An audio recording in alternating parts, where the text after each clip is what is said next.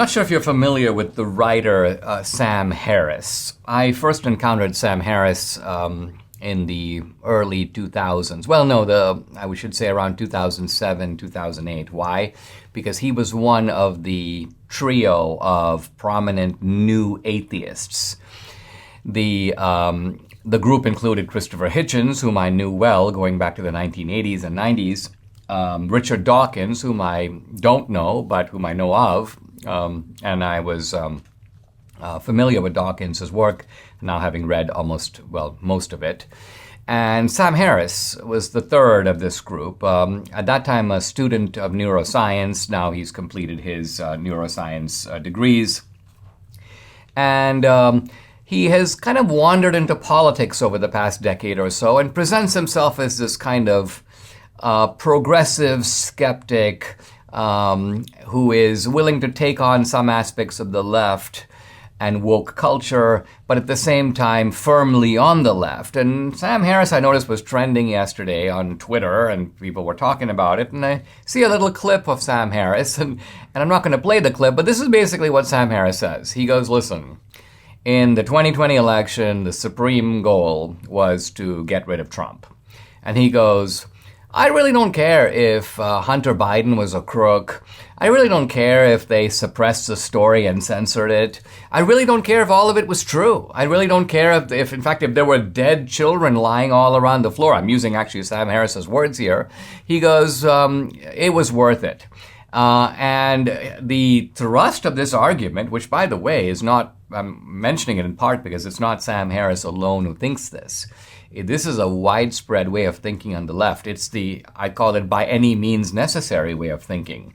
And it's still operative now, right? Because even now there are many on the left who want to get Trump one way or the other. We'll get him on we'll get the Trump organization on taxes.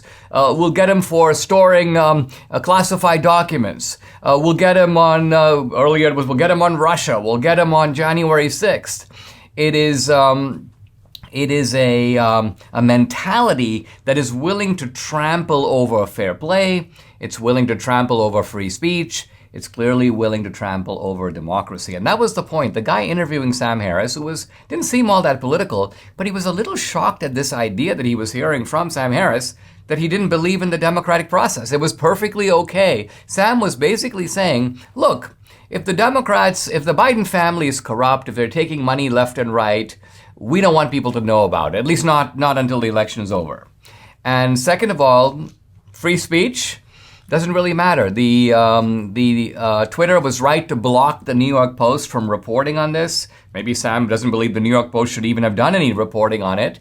And Sam clearly wanted to say, you know what, if we rigged the election, if we cheated, so what? We got rid of Trump. Now, he didn't say that explicitly, but that's if you're willing to have dead children all over the floor, you're willing to put up with murder from the Biden crime family in order to get rid of Trump, why would you stop at election fraud? Now, Sam's remarks were a little bit too much of the letting the progressive cat out of the bag.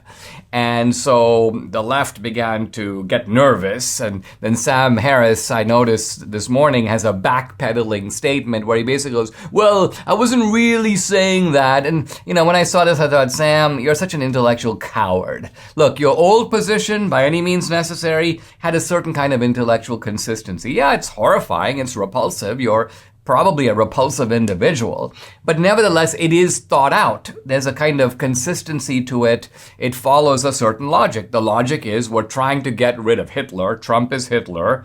And of course, the premise is absurd. But if that's your premise, then you're like, I'll do whatever I can. And if I have to rig an election, I'll rig an election. But then when you're called upon it, you pretend like that's not what you said. That's not what you meant. What you actually meant is something far more narrow, far more benign. Well, yeah, we should report on Hunter Biden, but let's just wait. We don't have to do it right now. So what you're dealing with Sam Harris is somebody who likes to present himself as a bold, willing to tell it like it is.